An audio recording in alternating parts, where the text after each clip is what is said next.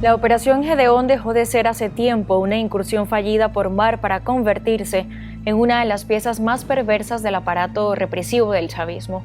Un expediente judicial elástico, reutilizable, capaz de justificar detenciones arbitrarias, condenas prolongadas, tortura sistemática y castigos ejemplarizantes contra cualquier disidencia real o imaginaria.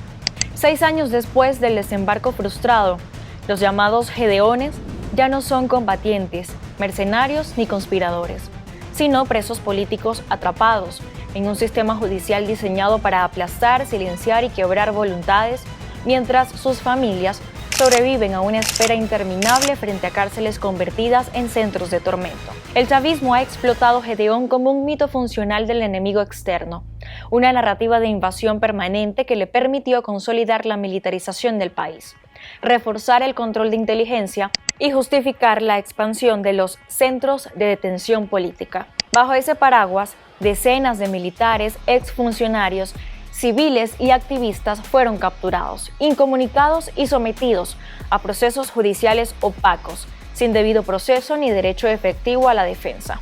ONGs como Foro Penal, Justicia, Encuentro y Perdón y el Comité por la Libertad de los Presos Políticos han documentado que muchos de los detenidos jamás participaron en la operación, pero fueron vinculados mediante confesiones forzadas, testimonios fabricados y expedientes amañados. Hoy, cuando Venezuela atraviesa un momento político marcado por la caída de Nicolás Maduro, la presión internacional y un discurso oficial de reconciliación, el caso de los presos ligados a Gedeón emerge como una herida abierta que el chavismo se niega a cerrar. Mientras el gobierno interino anuncia las liberaciones masivas, las organizaciones de derechos humanos desmienten sistemáticamente las cifras oficiales y denuncian un patrón de excarcelaciones selectivas, incompletas e irreversibles.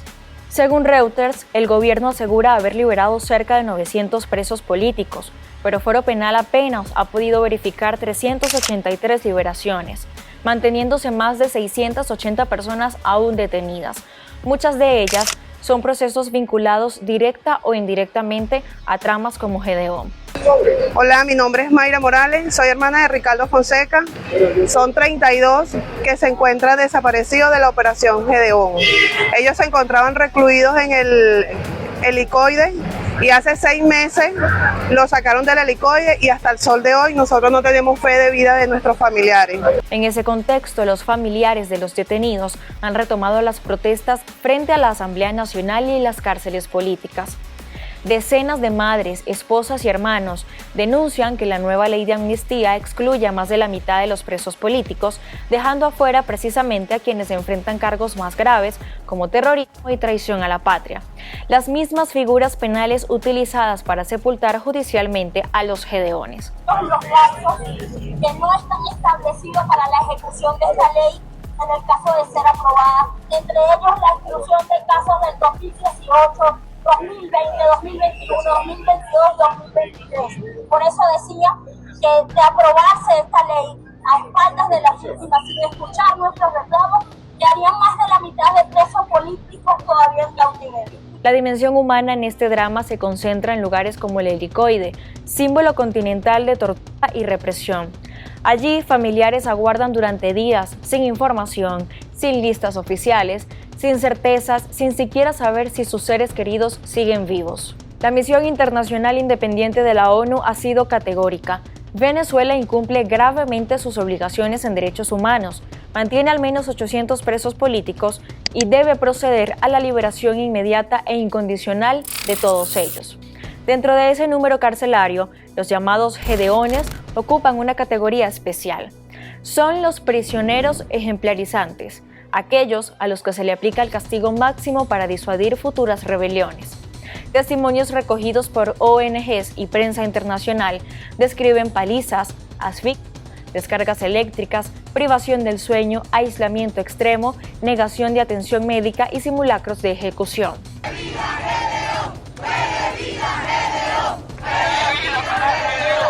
No se trata de excesos individuales, sino de una metodología sistemática orientada a quebrar física y psicológicamente a los detenidos, extraer confesiones útiles para la propaganda estatal y fabricar relatos judiciales que sostengan la narrativa del enemigo permanente. La arquitectura jurídica que sostiene este sistema no es accidental. Investigaciones académicas recientes han demostrado cómo el chavismo desmanteló la independencia judicial desde los primeros años del poder, subordinando tribunales, fiscales y defensorías al aparato político. Ese diseño permite que casos como Gedeón se transformen en procesos interminables, sin garantías, sin acceso real a defensa privada, sin plazos razonables y con jueces que actúan como funcionarios de inteligencia con toga. En este esquema, la prisión no es una consecuencia legal, sino una herramienta política.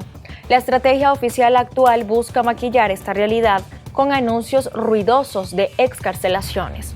Sin embargo, investigaciones periodísticas han documentado que el chavismo manipula cifras, oculta listas de nombres y mezcla presos comunes con presos políticos para inflar los números. Mientras el gobierno habla de más de 400 liberados, las ONG solo confirman entre 50 y 80 casos verificables y advierten que muchos excarcelados quedan bajo arresto domiciliario, régimen de presentación o prohibición de salida, lo que equivale a una prisión encubierta. Este patrón refuerza la verdad incómoda.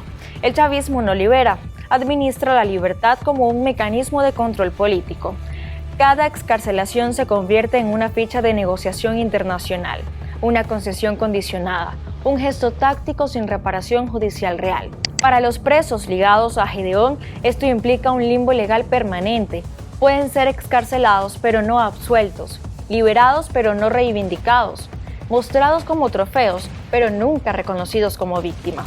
El silencio institucional frente a las denuncias de tortura termina de completar el cuadro. Ningún funcionario de alto rango ha sido juzgado. Ningún centro de detención ha sido auditado de manera independiente. Ningún expediente ha sido revisado con estándares internacionales. La promesa oficial de cerrar el helicoide y transformarlo en un centro social no borra las décadas de horror acumulado entre sus muros ni responde a la exigencia central de las familias: verdad, justicia y reparación. A 6 años de Gedeón, la pregunta ya no es si la operación fue un error estratégico, una aventura temeraria o una acción mal planificada. La verdadera cuestión es cómo ese episodio fue convertido en una fábrica de presos políticos, en un instrumento de terror judicial, en una excusa para la tortura sistemática y en una advertencia a cualquier intento de rebelión.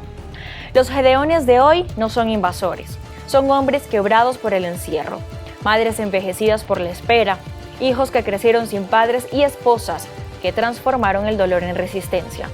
Mientras el chavismo siga utilizando Gedeón como coartada para mantener cautivos políticos, la transición venezolana será incompleta, frágil y moralmente vacía. Porque no hay reconciliación posible sin justicia ni estabilidad duradera construida sobre celdas clandestinas. Y porque cada día que Gedeón sigue preso, Venezuela continúa siendo rehén de su propio aparato de represión. Yo soy Génesis Pérez y esto fue Venezuela en Profundidad.